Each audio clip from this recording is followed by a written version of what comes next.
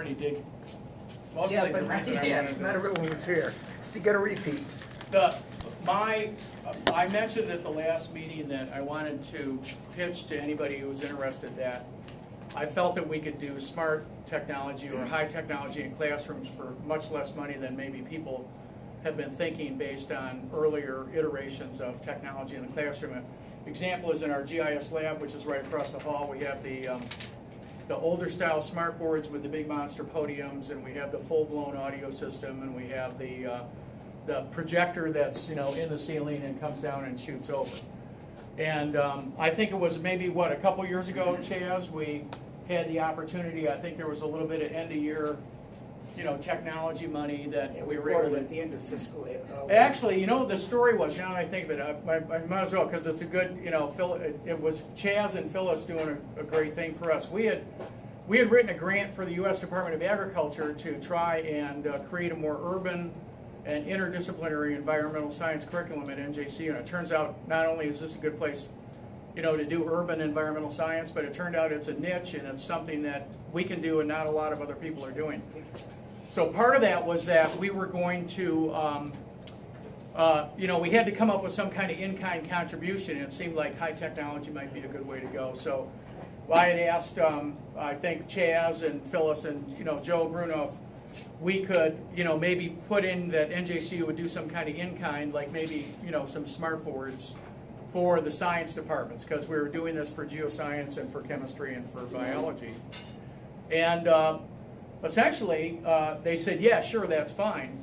And then I think what happened is we got near, July 1st, late June, and I think that we didn't know if we were going to get the grant or not, but I think what they said was, the heck with it, let's just do it. So we contracted with a fellow who was able to get these, and Chaz knows the number better than me because he ultimately, I think, was the signer.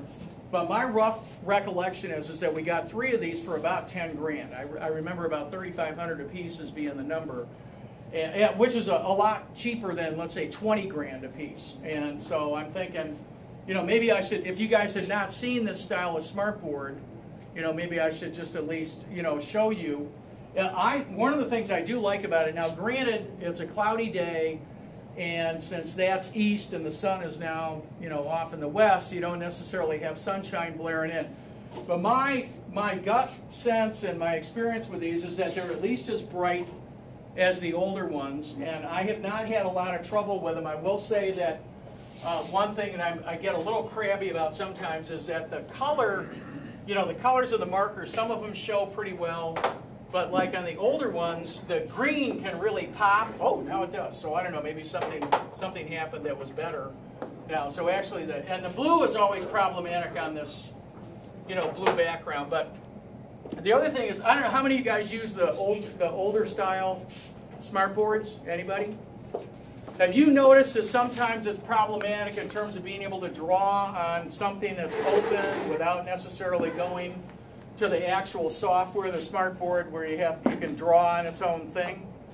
Like if I have a Word document that's open and I try and draw on it with the other one, it doesn't seem to work, particularly well. Whereas with this one, it seems to work quite a bit better. So I'll just use this as an example. Is that I can just get almost any kind of white screen and say, take a hike or something like that, and you can kind of draw all across it, and so it seems to be a little bit less finicky to me even than, some of the older boards itself. So I like the fact that it's bright.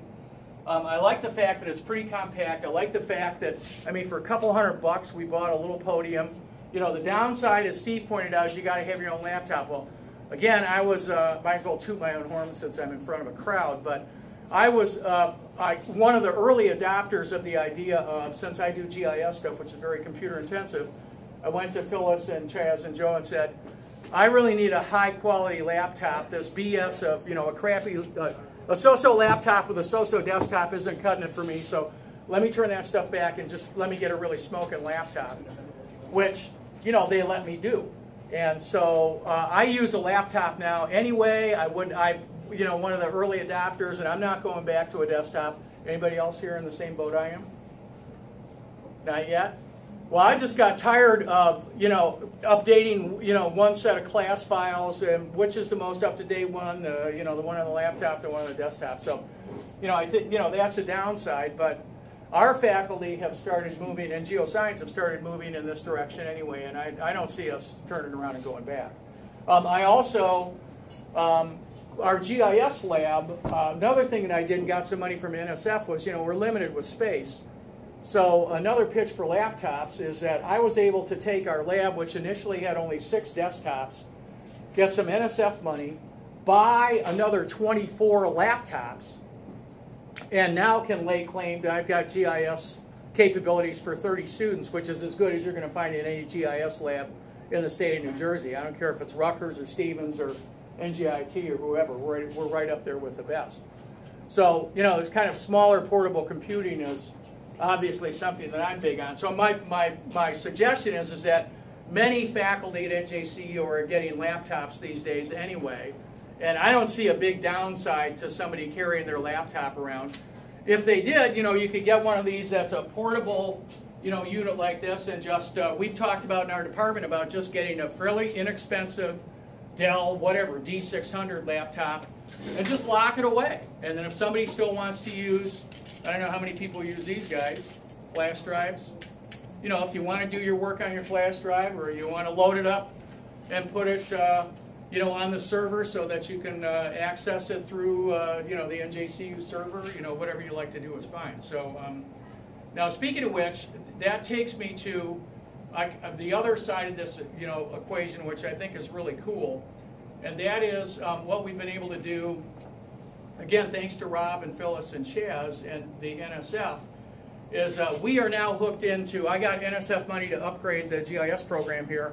We have a 1.6, 1.8 terabyte server that's dedicated to, the GIS program here, which of course flies, and so I have the capability now of having all of my GIS students, load up all their work, essentially on this server. And so I was just pointing out, here's the GIS 1 follow 9, folder. Here's let's see, who is it? Laura Evans, who's I was just saying is she's interested in environmental science and the Forest Service, but she's really working in Manhattan right now with a graphic design or something like that. So I'm going to see if I don't know if let's see if this will come up or not. So this is accessing directly to, like I said, this may not load up because, I may not have the right privileges for her, but this is going through a wireless access point that's right up there on the wall. So we're using a wireless signal, which is supposedly slow compared to wired, but my experience with wireless, this is not the fault of the wireless, it just takes a while for the software to load up.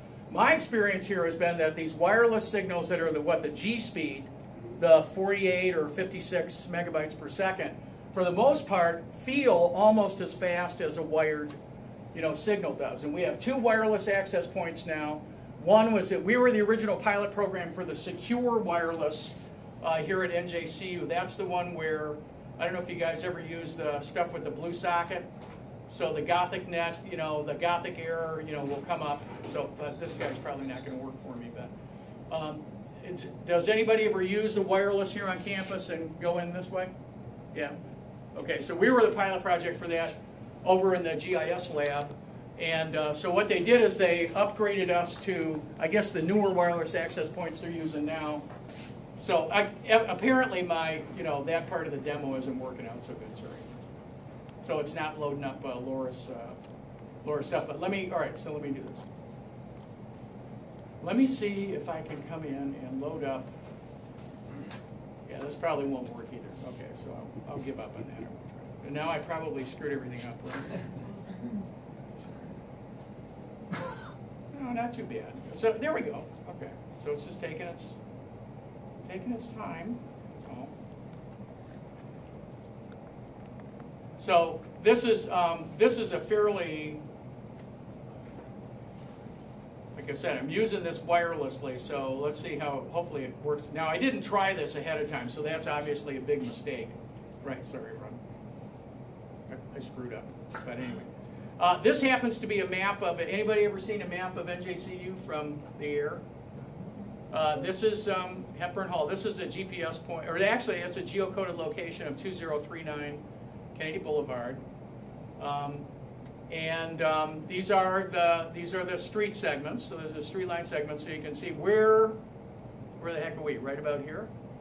And then one of the cooler things about this part of Jersey City is, does anybody ever park down in the was it lot 3? Is that the one where like the faculty? Yeah, you and I were just there the other day.